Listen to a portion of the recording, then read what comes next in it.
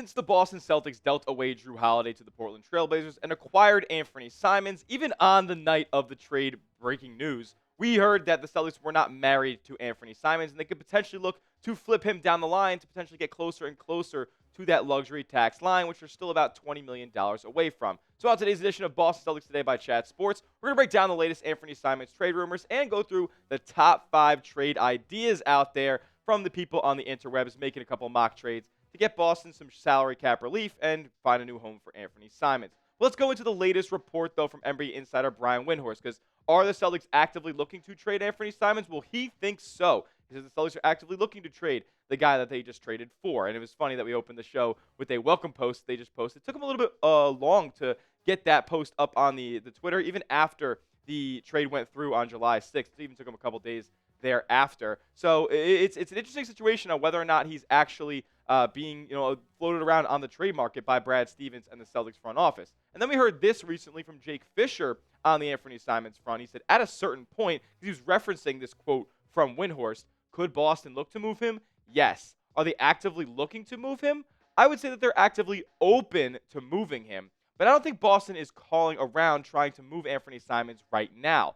I just think he and his representation are very aware the Celtics are not married to having him around this season in green and in white, but they'd be happy and willing to do so if that's the case. Brad Stevens has talked up Anfernee Simons, talking to the media and stuff early this offseason, and talks about how good he can fit or how well he can fit on this roster in this Celtics play style. He gets up a lot of threes, he's a high-volume shooter, and he can get up and down the floor at a high rate. Really, really good athlete as well. Defensive issues, but we'll get over that. Maybe he could be a solid team defender. But if you think about that Fischer quote, and then you look back to the Windhorst stuff, like kind of conflicting reports going on right now. And I won't lie, the guys over at ESPN, they've been filling this summer up with a lot of propaganda. So I don't know who to believe right now. But let's go under the impression the Celtics are open and I guess at least trying to move Anfernee Simons. Now, why do you make this move? Because I think Simons is a really solid player. As far as talent you could have gotten back in a Holiday deal, Simons, we weren't even thinking about being on the market, and I thought it was a pretty good return, all things considered. Boston didn't have to attach any draft capital as well. Now, the reason you trade Anfernee Simons now after acquiring him is maybe to address some other needs on the roster. The Celtics are pretty solid in the backcourt right now. Peyton Pritchard, Derek White kind of manning things up. We'll see if Simons, if he's on the roster, would end up starting. But the front court is a joke. It is quite comical right now. It is headlined by Neemias Queta and Luka Garza, two guys who have not played more than like 400 minutes in an NBA season so far. They got a guy like Charles Bassey waiting in the pipeline, potentially to be signed from the Summer League roster, but who knows what's going to happen there. Like, they might need to trade away Anfernee Simons to address the glaring needs they have down low. The Celtics are also $20.26 million over the luxury tax at this point, and in a Simons trade, you would be looking to acquire assets back that get you closer and closer to that luxury tax line so you can avoid repeater penalties. Also, Simons, I think, has decent values, $27 million expiring contract. A guy who is only 26 years old. The team could take a flyer on this season, and if it doesn't work out, he's off their books at the end of the year. But if it does, that's a player they could look at down the line for a re-sign. Also, like I said, get closer to lottery status as well. If you get closer to the luxury tax line, it means you're probably not taking back very great talent in a Anfernee Simons return. So then you get closer to kind of tank status and potentially getting a good draft pick in a loaded 2026 NBA draft. But I'll say this. Brad Stevens has said that getting under the luxury tax isn't a complete priority at this point. He has said that the number one priority for Boston is retaining all their first-round draft capital and to be able to be flexible for deals down the line. It doesn't need to get under the tax just this year, even though they are going to get hit with some repeater penalties. They have greatly minimized the damage that will go on from those repeater penalties by getting off of the Holiday and Porzingis' contract. Like, they were, like $100 million over the luxury tax line or something like that, and now they're only $20 million over. So the penalties are going to be much fewer. So Brad's not going to make a hasty deal just to get off a couple more million and not end up getting out of the tax. Like, he'll be okay. Keep holding on to Anfernee Simons. If something great comes along, he'll make a move, and we'll talk about a couple of those moves in just a moment. But if it goes down, we'll make a video about it, breaking all the details down and what the Celtics do thereafter. So that's why you subscribe to the channel, youtube.com/CelticsTV. Go down below, hit that big red sub button. It's 100% free Celtics content all year long, not just the offseason, not just the regular season. We're all 365 here at Celtics Today. So join 53,000 diehard Celtics fans today by going down below and hitting that big red sub button right now. All right, let's get to it. The top 5 Anfernee Simons trade ideas that I saw a Celtics blog, an outlet that I've long consumed as a diehard C's fan. Like, they put out a bunch of ideas. I found one from another website, and then our own Patrick Seatman here at Chat Sports shot me a trade idea that we'll get to at the end of the program. Let's start off with this one though. Celtics getting in a 3-team blockbuster that acquires DeMar DeRozan and Keon Ellis. Now, as far as talent that is recouped back by Boston on the court, guys who can produce right away this season, this is probably the best deal that you are going to see on today's video. But in my opinion, I just think it's doing a little bit too much here. And the Celtics trade away Anfernee Simons, George Niang. Cool with that. They also give away a first-round pick. Not too happy about that. And then they also give away Sam Hauser here that I'm not too fond of either. This is just trying to do way too much. The Celtics also only get about $18 million shed off in salary here. And at that point, you're basically trading all of the contracts that'll help you get under the luxury tax. So not even going to be under the tax by making this deal straight up. So this is just trying to do way too much for me. I like the prospect of getting a Keon Ellis and a DeMar DeRozan back, but at the expense of trading all 3 of those guys just to not get under the tax while doing it, then I'm kind of out on that move. Let's go to number 2 here. It's a very clean 1-for-1 swap that brings Nikola Vucevic to Boston in exchange for Anfernee Simons. Unlike the last trade that we saw, this trade actually addresses the Celtics' glaring needs in the front court. Vucevic is a player who can hit the outside shot, a really underrated passer out of the high post as well. Not the most mobile big, especially at like 32 years old, but I think it's like 34 actually at this point. But I think he would fit pretty solidly into the Celtics offense. He is an absolute cone on the defensive end, though. Anfernee Simons is as well. I think this would be a solid deal for Boston that gets off of $6.2 million in salary. And like I said, at least this saves money. I don't love the return you're getting back in Vucevic. I don't think he's that great of a player at this point, but he can rebound the heck out of the basketball. He can put the ball in the cup from basically 3 levels on the basketball court, and you help your center depth that is not very glamorous at this point. Let's move on to trade idea number 3. Then this one is this is something right here. Kyle Kuzma comes to Boston in exchange for Simons as he heads to Milwaukee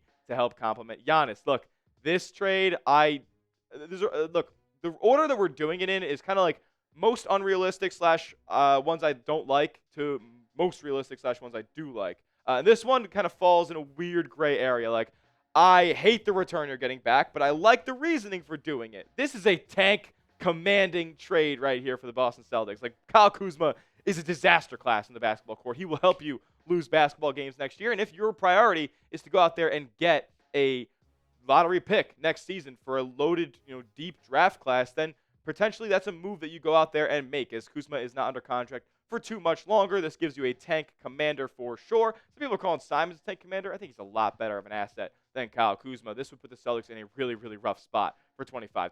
Let's move on to trade idea number 4, and this one kind of does a little bit of both. You get Brandon Clark, Vince Williams, and John Conchar, a little bit of a floor spacer over there in Memphis, in exchange for Simons, who just goes over there to the Music City. And it is an interesting trade here because, look, these are not glamorous names. Like, the highlight is Brandon Clark. Like, and he's not even all that great. Has not really gotten to that elite role player status yet in this league. But this is a tank trade that also helps you in the front court. It also saves money as well, which the Kyle Kuzma trade really doesn't do all too much. This trade, I believe, saves around $6.7 million. So, like, this is even better financial relief than the Vucevic deal. You get a couple of younger players there in the front court as well. You can take some shots on who can potentially develop a little bit down the line. And then you're looking at a situation where you're just saving extra money. A couple of those guys come off of the books, and you potentially get a diamond in the rough type of player in your front court in Boston. I like that one a lot more than the Vucevic and the Kyle Kuzma deals for Boston. But then let's go to number 5, which is the one I like the best, and it is a doozy. So let's get into it. The Celtics, in return for Anfernee Simons and George Niang, get Rui Hachimura and John Conchar. Now, this doesn't exactly address, guys who can play the center position at a really high level, like, more so like a Brandon Clark return would, but you're just getting talented basketball players back in this deal. Rui Hachimura is no slouch at all. Like, I really like his game because it's really a 3-level scorer, got a solid turnaround jumper game in the post as well. I think this is a home run, and it saves $11 million for Boston, further minimizing those luxury tax repeater penalties. But it's an absolute home run. I have it ranked like basically number 1 in my rankings here, but it's pretty unrealistic for the most part, guys. You're not going to get that type of return back for Simons. Look, and then the Lakers here, they don't really address their front court either. I just think multiple sides in that deal would say no. But as far as what the Boston Celtics are getting back in return, saving $11 million and getting a guy like Jrue Holiday back in the deal, I'm kind of all in on that at this point. What do you guys think? As far as the trades that we discussed on today's show, pick one to make for me. If it's trade number one that sent DeMar DeRozan and Keon Ellis to Boston, you did have to give up a first-round pick in Sam Hauser, which I'm not too fond of. Type 1 down in the comment section. If it's 2 and you guys want Vucevic to Boston in exchange for Simons, just a one-for-one deal, type 2 down below. If it's 3 and we're going for Kyle Kuzma to Boston, the tank commander for sure in exchange for Simons, type 3 down below. If it's number 4 and you want the plethora of bigs and front court players from the Memphis Grizzlies, a couple of young talents in exchange for Anfernee Simons, give me number 4 down below. And if it's number 5 and you want the 4-team blockbuster mega deal, type 5 down below. I think this is a great return for Boston getting Rui Hachimura and John Konchar back while saving a bunch of money. So that's the one that I would go with. But this is a 3-team deal, by the way. My apologies. There is one more bonus trade idea that I wanted to give before we got out of today's show, because I had scripted this show all day yesterday. And then today, this morning, my guy Patrick Seatman, host of the Bulls Report here at Chat Sports, just shot this in my DM. So let's go to this bonus trade idea here. That's honestly a pretty good return for the Celtics, in my opinion. They get back Kevin Huerter, Julian Phillips, and 2 second-round picks in exchange for Sam Hauser and Anfernee Simons. Now, look, I don't really want to be – I'm not really in the business of giving up Sam Hauser, but this trade puts you in a little bit of a unique situation. You give Simons away to the Bulls, which they're in a little bit of a weird situation now with Josh Giddey and Kobe White, and they traded away Lonzo. Do they really want to bring in another scoring guard in there to the Windy City? I'm not so sure. Maybe they have to get another deal done before they made this one. Sam Hauser to the Hawks. Again, I don't really want to give him up that badly, but this is a trade that sets you up to get under the luxury tax completely, which really none of these trades did that we talked about in the first 5 to this point. If you make that deal, that creates about $16 million in cap space, and then you could trade a guy like George Niang into a traded player exception around the league, because teams are going to want 40% three-point shooters, and you can clear up $8 million more, $24 million cut, and you are under the luxury tax completely. So that's a bonus trade idea for you guys. If you like that one better, let me know down in the comment section, and make sure you are subscribed to the channel. That will do it for today's edition of Celtics Today by Chat Sports. We'll be covering all the Celtics trade rumors that come up the rest of the offseason. So lock us in, hit that big red sub button. We'll see you guys in the next one, and as always, let's go C's.